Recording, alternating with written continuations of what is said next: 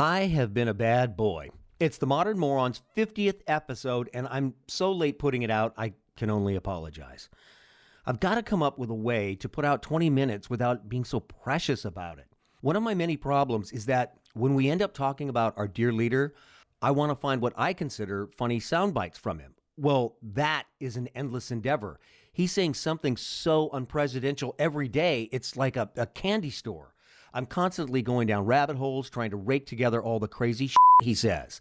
What am I going to do? Our guest is my screenwriting political scientist who is also a self-proclaimed space geek. I'm a space geek. Since this episode is so late, the normally weeks-old news is months old, and I feel like I've said that before. We talk about the Space Farce, and the irony that the only way we could get a soldier in space is through a Russian rocket. We talk for a second about the old space program and how it gave us much of the technology we have taken for granted over the last 50 or 60 years. And we end up talking about late-night television and professional wrestling's favorite president as he hits the campaign trail. If you've watched any of those rallies, they are frighteningly similar to a WrestleMania Smackdown, with a lot of name-calling that his supporters absolutely love. Give the people what they want.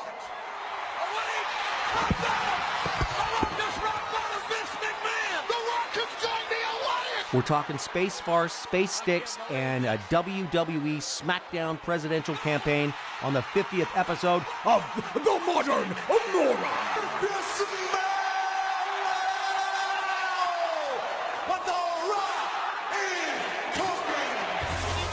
Well, I've been looking at your Facebook posts, and the pump is primed for you to just unleash. Honestly, this is just a ridiculous country we live in. I just have cheating in baseball, Oscar snubs, and the Space Force are three things I've seen just from you in the last few days. America. The Space Force thing is the most, it is, if you and I, let's say you and I'm the president and you're one of my advisors or vice versa. Great. And I say to you, hey, I dare you to say something. Let's make a Space Force. And I'll bet you $1 if it gets traction. And that would be Space Force. You're like, okay, I'll take the fucking dollar bet. And we announce Space Force. And then 2 years later, you have these uniforms. And then you have otherwise serious people who are like, yeah, well, I don't know, man. Let's see what they're doing. Space. Gonna be a lot of things happening in space. Seriously?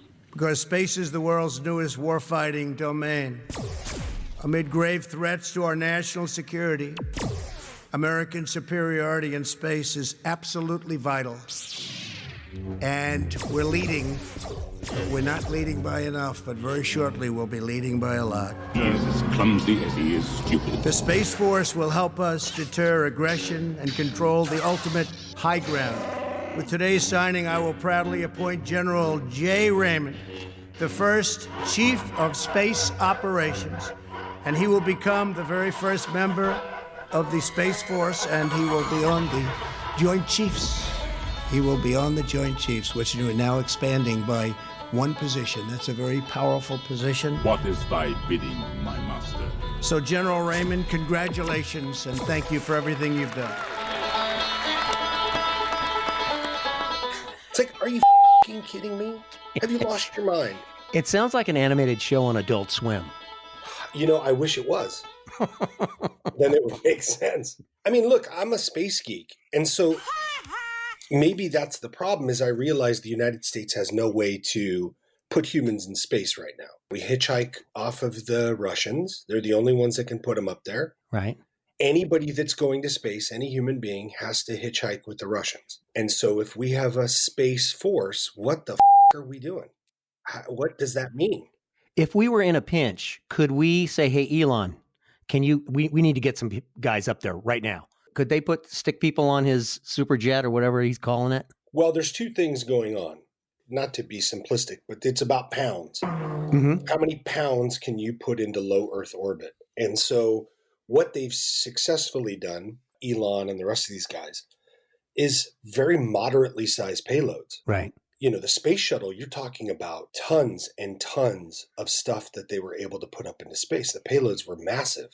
Yeah. And so human beings, just by the fact that they have to have food, they have to have all the other bullshit with them, and that payload is quote unquote the most precious cargo, it's a difficult thing to do. And even with the space shuttle, they had 2 accidents out of 150 missions. That's not great math.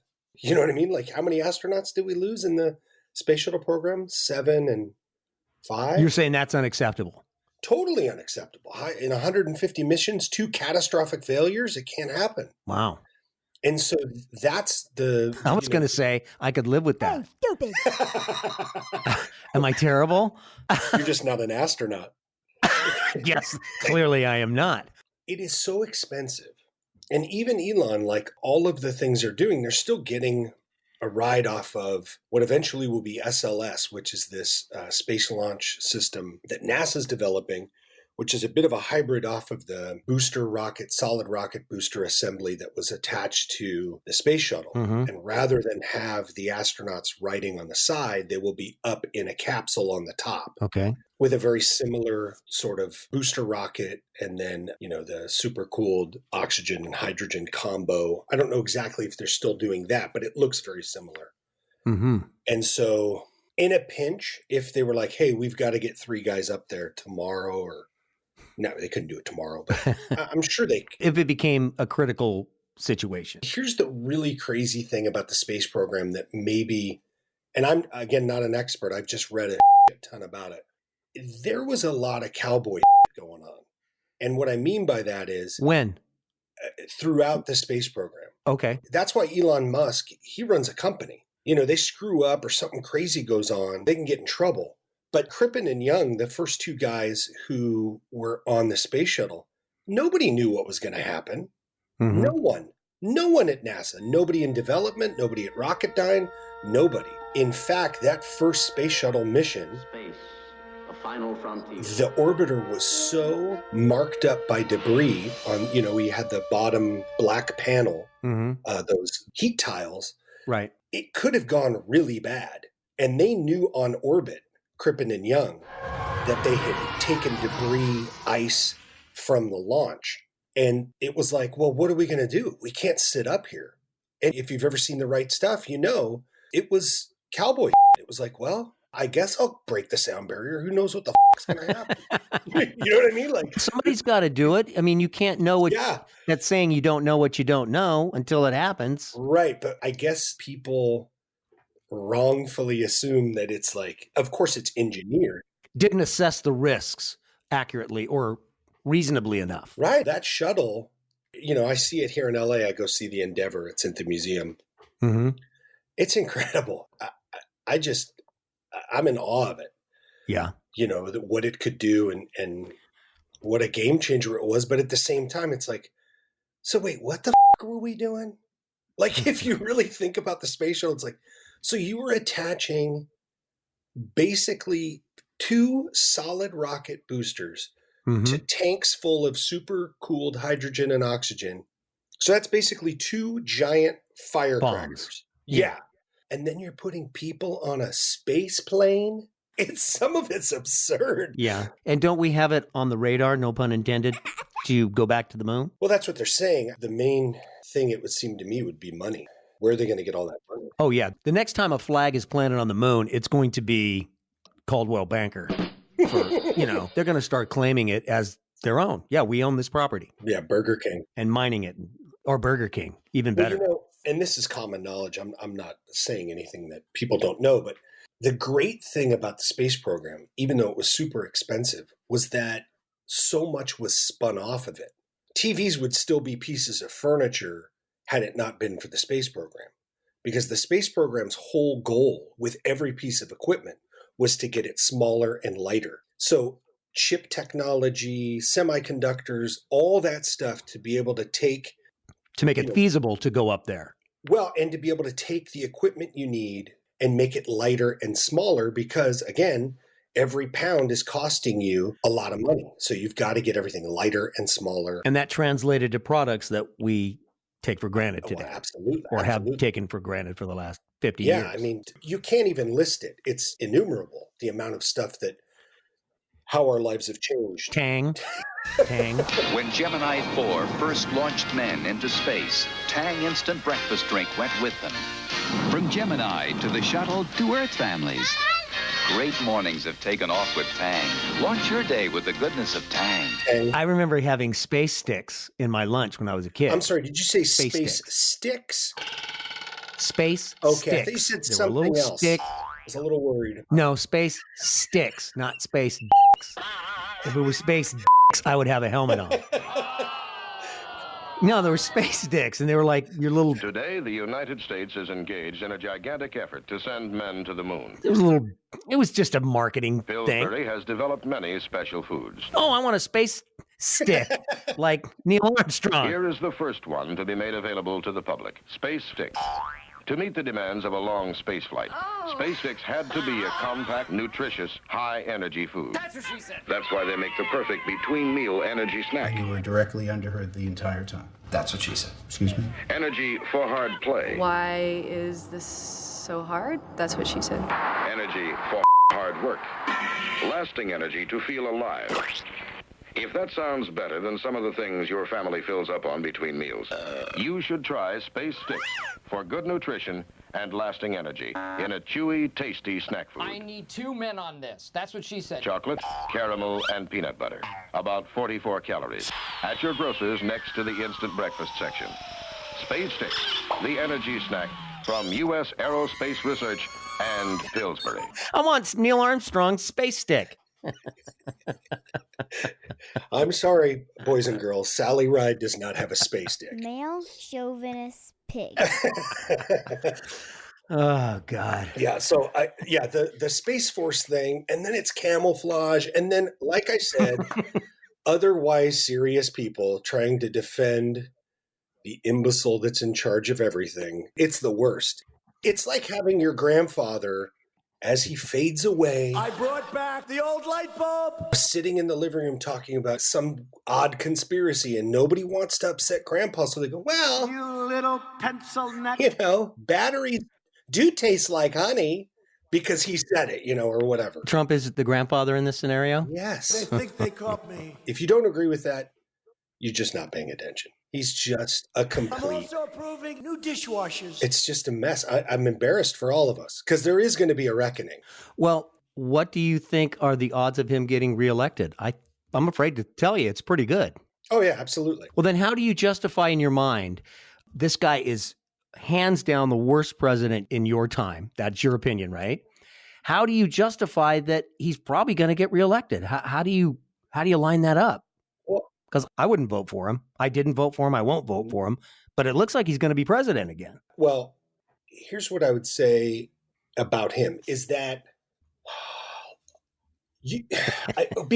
hard to put into words, isn't it? I don't want to say he's the worst president because, who knows? I mean, there's been some tankers, but I guess I would say, has there ever been a more non-serious person ever in charge of anything in anyone's lifetime? George W. Bush, I didn't agree with him, but I did at least get a sense that he knew how these things worked and he didn't really want to burn the house down. He played by the rules, air quotes? Yeah, or that the Supreme Court has worked the way it's worked for 200 years, or the House, or the way we handle appropriations, or whatever the understood rules are. And the gamesmanship of it is finding a way to get what you want done within the confines of the system. That way you're not constantly facing criminal charges or impeachment or getting sued. And that's my biggest thing is, oh, so you're so smart that now you have a theory on Senate protocol? Is that what we were supposed to believe when you were on NBC firing Meatloaf for 23 years or whatever it was? I just don't buy that. I think you hit on something when you said gamesmanship. The gamesmanship of politics is a certain way. And I think his base, Trump's base, is like, I think most politicians are bullshitting liars. And Trump may be a bullshitting liar, but at least he speaks my lingo. At least he doesn't try to fluff it up. He's not very articulate. He's not very presidential in terms of his demeanor or his eloquent speeches. He sort of speaks like the common man speaks. I've even seen I don't know if it was CNN or NBC or whatever, did a speech pathologist broke down the way he talks. And it's like a preteen. Yeah. His vocabulary and his inflections and all that stuff. So I think his base likes that he is cheating the cheaters. I think that's the way they look at it. Right. Do you know what I mean? I 100% know what you mean. But if we're looking for a new guy who speaks like us to run our bowling league, then let's do it. But this is a serious thing, being president. True. Agreed. I don't want someone who sounds like a guy down the street at the bar popping off about how the Philippines is full of shit or whatever his weird philosophy is. Like, no, your job has impacts beyond your own nose. Yes. You can't just say these things and do these things and then shit on the outcomes that you yourself caused. Mm-hmm. You do have to take responsibility at some point for whatever actions you take as a human being, let alone as president. I mean, take some responsibility. Hey, I screwed up. Maybe I should have done this. I think that's against any president when they're in office to say, I screwed up. Whoa, you're asking for the media to hammer you. But I think we've had occasion where even the slickest of them all, Bill Clinton, even said, I should have done this. I shouldn't have passed the assault weapon, or not the assault weapons, the crime bill that they passed. Upon reflection, he looks at it now, and I'm not saying he's the pillar of integrity and honesty, but just as an example. And I think that, again, you can't know precisely the outcomes that are going to occur with any given policy. So to be able to always be above it and never have to apologize seems absurd just on its face. Also, as a president, it's easier to apologize or say, you know what, I screwed up after you've left office. While you're still in office, I think you cover your tracks. It's easier once you're an alumni of the White House to look back and go, yeah. I guess also there's just this sort of angle that he always has that none of it matters. F your outcome. Who cares? Well, I think that comes from no other place than his personality, which is the guy's a sociopath. Yeah. I don't know what else to say than he's a sociopath. My problem with him is if he's going to campaign on America first or make America great again, America first, I don't think you can do that when you're the biggest kid on the playground. Then you're just a bully, which he's been accused of being a bully. If you're the biggest kid on the playground, you got to kind of look out for others. You got to make sure the little guys don't get the shit kicked out of them by number 2 and number 3 and number 4. I don't know. You got to look out for the little guy if you truly are the biggest, baddest dude on the playground, if you want everyone to play. Yes. And I would also say that we just don't live in that world anymore. Even if you wanted to be the bully and you think you can drop the hammer and do whatever it is you think you want to do, it's just not that kind of world. Mm-hmm. The whole world's connected, whether it be through trade or technology, travel. Mm-hmm. Everything's so interlaced.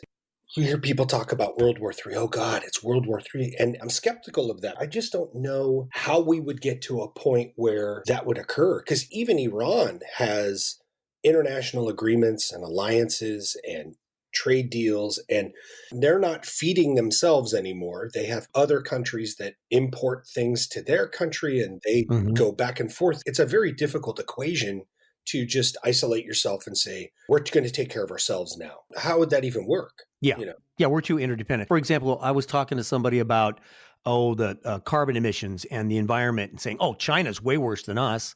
Well, we're consuming most of what China's putting out. Right. So you can't just point your finger at China. If we stop consuming the goods that they're exporting to our country, then we can complain about them. Do you know what I mean? It's way too interdependent. For sure. And again, I don't think that in this day and age, supposing that you can isolate yourself from the world is even possible, let alone an opinion you should have for longer than a few seconds.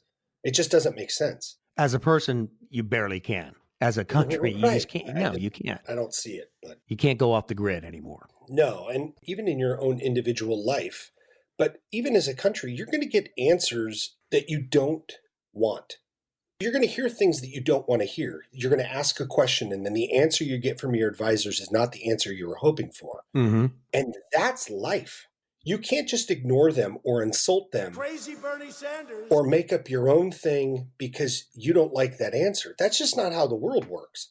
That answer's not going away if you ignore it. And so to constantly vilify and publicly humiliate otherwise integrous people because you didn't like the answer they gave you, it had nothing to do with you. Have you looked or listened to any clips of Trump's campaign speeches lately? Yeah, I have trouble watching it. It's so... I'm detached enough that, I mean, they honestly remind me of WWE. I was just going to say, it's like a wrestling match.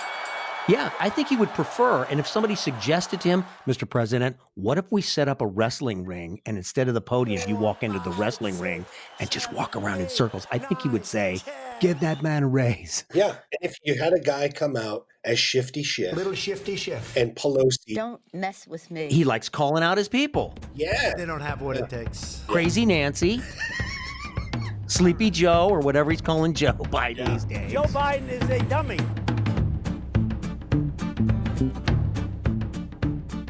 Thank you for listening. I apologize again for this being so late, and next episode we'll continue our talk about our president, not as a politician, but as a social phenomenon. And my poli-sci guy makes a great point in that Trump makes politics entertaining. Should it really be entertaining or entertainment? If our government is working properly in a perfect world, shouldn't it be functioning smoothly in the background without having to pay too much attention to it? Unfortunately, there's too much money and power at stake with too many greedy, power-hungry politicians around to ever allow us to have government in the background because, well, that would just come down to trust, wouldn't it? And trust seems to be simply too much to ask for. Wow, what a lousy way to end an episode. Donald Trump. Nah, that's better. See you next time.